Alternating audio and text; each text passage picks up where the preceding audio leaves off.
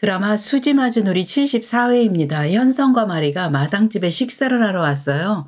그런데 현성은 메뉴를 고르지도 않아요. 그냥 선영이 추천해주는 대로 먹어왔던 거죠. 그래서 오늘도 평소처럼 선영이 메뉴를 먼저 추천해주고 현성은 무조건 네네 이랬는데요. 이 모습을 보고 마리가 빈정이 상한 거죠.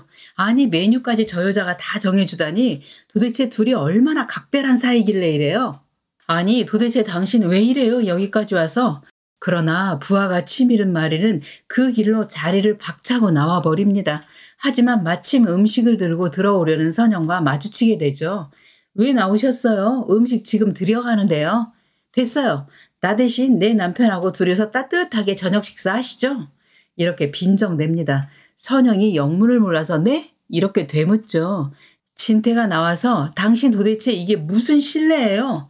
그러자 마리는 실례? 그러더니 선영을 바라보며 당신이 그동안 얼마나 따뜻한 위로로 내 남편 마음을 데워줬는지 모르겠지만 난 당신이 차려주는 밥 도저히 불쾌해서 못 먹겠어요. 이럽니다. 그러더니 돌아가겠다고 선영을 획 밀쳐버려요. 그러나 우리가 선영을 막아섭니다. 이사장님 반드시 저희 어머니께 직접 사과하셔야 할 겁니다. 이렇게 또박또박 힘주어 말을 합니다. 정말 마리가 선영에게 직접 사과하는 날이 올까요? 당연히 오죠. 분명 무릎까지 꿇고 눈물 뚝뚝 흘리며 제발 용서해달라고 빌 날이 멀지 않았어요. 보육원에서 상처받으며 성장했을 우리를 선영이 거두어서 이렇게 훌륭히 키워주었으니 마리가 어떻게 선영에게 석고대죄를 안 하겠어요. 우리 현우를 이렇게 훌륭히 키워주신 분께 내가 얼마나 큰 죄를 지었는지 제발 지난날의 저의 무례를 용서해 주세요. 이렇게 마리는 선영 앞에 무릎 꿇고 깊이 사과드리며 그리고 볼 때마다 엎드려 큰절하고 싶은 마음이 간절하게 들 것입니다. 한편 결국 그날 마당집 식사는 못하고 말았어요. 마리가 나와버리니 진태도 따라서 집으로 와버린 거죠. 하지만 집에 와서 둘은 대판 싸우게 됩니다. 그런데다가 진태와 마리가 또 싸울 일이 생겼어요. 왜냐하면 나영이 진태에게 부탁을 했거든요. 아버님, 우리 방 앞에 빈 방이 있던데 그곳을 장사 태어날 아기 방으로 꾸며도 되나요? 진태는 허락을 할 것 같아요. 그러자 진태가 허락한 것을 두고 마리와 또 한 번 크게 싸움이 벌어질 것 같네요. 당신은 어쩜 그렇게 눈치가 없어요? 그 방은 내가 가장 아끼는 우리 현우 방이라는 거 당신도 다 알면서 뭐? 며느리에게 그 방을 허락했다고요? 마리는 나영에게도 한 소리를 하겠죠. 아니 너는 내가 그 방 근처 얼씬도 하지 말라고 경고를 했는데 네 시아버지 힘을 빌려서 그 방을 차지하겠다고 나서? 나영은 말이 눈밖에 나면 안 되니까 그저 죄송합니다 어머니. 그럼 그냥 아기 방은 아래층으로 내려가서 1층으로 할게요. 이럴 것입니다. 그러나 마리가 생각해보니 비밀의 방이 아기 방이 되는 게 맞긴 맞는 거죠. 아기가 엄마 아빠랑 떨어져서 달랑 1층에 혼자 지낸다는 게 말이 안 되는 거죠. 마리는 비밀의 방이 없어진다는 사실에 무척이나 가슴이 아픕니다. 어쩌나 이제 우리 현우랑 이젠 정말 영영 이별을 해야 하나? 마리는 비밀의 방에 있는 물건들을 버릴 수는 없으니 일단 박스에 담아 창고에 넣어둘 것 같아요. 그래서 방을 정리하느라 문을 열어둘 텐데요. 나영이 드디어 비밀의 방을 구경하게 되는 거죠. 그런데 5살 꼬마 사진을 봤는데 딱 누군가의 얼굴이 보이는 거예요. 부모는 잘 몰라요. 오히려 이런 건 딴 사람이 봐야 더 잘 보이는 거죠. 그러니까 나영이 딱 보니 5살 꼬마지만 채우리쌤 얼굴이 딱 보였던 거죠. 하지만 나영은 절대 입을 함구해버립니다. 어림도 없지. 채우리는 진수지 남친이잖아. 진수지 잘 되는 꼴은 내가 또 절대로 못 보지. 이렇게 현우가 우리라는 걸 나영이 제일 먼저 알아봤지만 결국 그대로 묻히게 되는 거죠.